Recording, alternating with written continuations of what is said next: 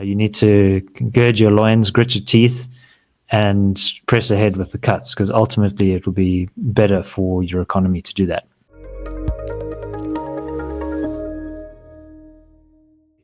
So just remember that whenever you hear government talking about cuts, it's not that they really are giving less money than they had previously. And that's why, as David said, the budget today is adjusted for inflation 3 times larger than what Mandela's was. And somehow Mandela, managed to govern. It's not as though things have gotten much better. In fact, they've gotten much worse. So I just keep going back to this idea that people keep talking about evidence-based policy making, and to me, I just don't know what you'd have to see to conclude that clearly these policies aren't working. But I mean, what would have to happen for you to say, if the present situation hasn't convinced you that we should change policy, what would be convincing to you? Or what would actually get you to say, okay, clearly what we have been doing isn't working, so let's try something else? David, there's no lack of available evidence. Yeah, just another point that I wanted to make about growth. So I think growth is obviously extremely important, and it's an indication of economic vitality and progress. But as we've seen in Argentina under President Milei, if you look at the way that growth is calculated, the GDP number, it's consumption, so that's things like household spending on goods and services. Then there's investment, so that's kind of fixed capital formation, building of buildings and other things and other forms of investment. There's net exports, so that's exports minus imports, but then also government spending. So, and because we have such a high degree of government spending, as we've just discussed, actually that contributes to a large proportion of what is calculated as growth. Never mind that spending is taken from tax money and also borrowed money. But when you start cutting, invariably that hits growth negatively in the short term, because you're injecting less capital into the economy. But that is a good thing. Ultimately, that's like taking your medicine. It's like an alcoholic trying to wean himself off of alcohol. You get the shakes and the trembles, and you almost you feel worse when you're coming off of this addictive drug. And so that would be a necessary step in the process of fiscal consolidation. Another term that National Treasury uses very liberally, but probably not very substantively. So the longer term goal would be get growth up, but actually in the short term, it should be cutting spending, which would see a dip in growth. And now in Argentina, after that initial dip, we're seeing growth starting to uptick. And so in terms of the publicity war that would invariably come with such a step, that's important to bear in mind, that you might see a lot of kind of hand-wringing from mainstream economists saying, oh, look at how growth is going down. We should go to a more kind of traditional approach, or we need some kind of Keynesian stimulus spending to re-inject life into the economy and awaken the animal spirits of business. But no, you need to gird your loins, grit your teeth, and press ahead with the cuts, because ultimately it will be better for your economy to do that.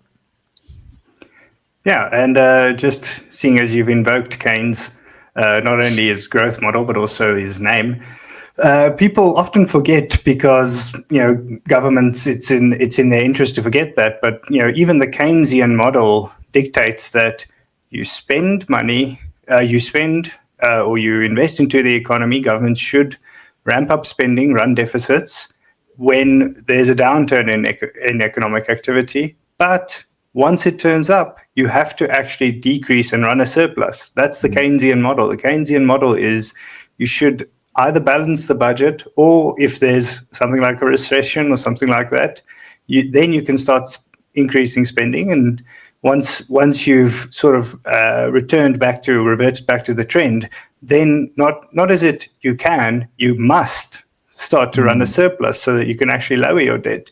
And people seem to be very fixated on the spending, government spending to whatever prime the pump of the economy, which in and of itself is I think not necessarily supported by the facts, especially not in South Africa. But they completely forget about the fact that it's supposed to be a temporary measure. And I mean, just on that point of how you calculate GDP, economics is actually very simple in what you want for an economy. And it's actually one thing. It's living standards in your economy are determined by the productivity of the people in your economy. That's it. That's if you as a population become more productive, then your living standards will increase. And that's the all of economics basically.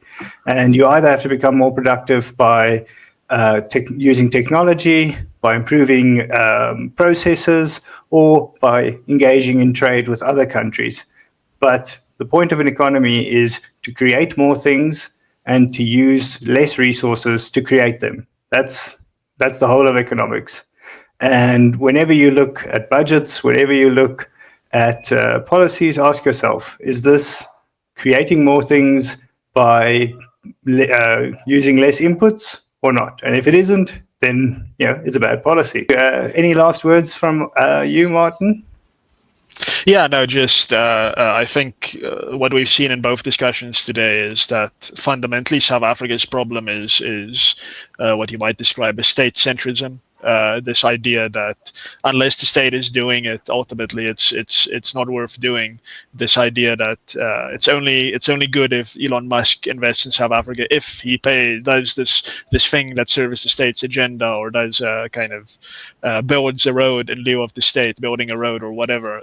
And then again on the budget, you can see these types of development or state budgets are all about how are we capacitating the government really to expand its own bureaucratic empire, rather than, as you said, getting more South Africans to produce more goods, produce more services, to spread in the economy and to the world.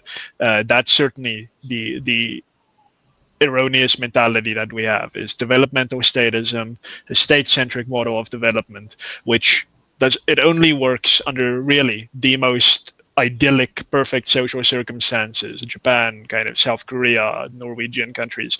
It's not going to work here.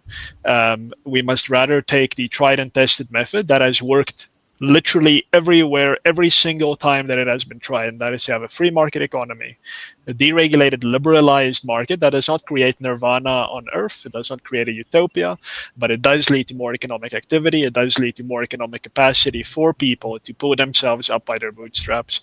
There is no example of a poor free market anywhere on this planet. And that is a fact that very few people seem to reckon with. And I think that fact alone tells us a lot about what direction South Africa needs to be going in. Yeah, my final word is a brief one, and I think it's what I alluded to earlier about the locus of control. So South Africa is the small country in this complex global system. We're reacting to all these forces from abroad, like what we saw in DC this week. But ultimately, the choices are ours to make. Like, we can choose to be prosperous. We can choose to have a healthy relationship with other countries in the world, to have a considered foreign policy framework. We can choose to have a balanced budget. And what that requires is taking responsibility for our own affairs. We speak a lot about our sovereignty as a nation, and we're not going to be bullied and all those things. But the best thing that we can do to advance our interests is to make the difficult decisions, take ownership of our problems. Don't defer them to some faraway time in the future. Don't blame other people for the decisions that we've made ourselves. We need to take responsibility. And if we do that, we can achieve great things as a country. There we go. And one choice you won't regret is sharing this video, liking this video, going to rationalstandard.com and subscribing on Substack.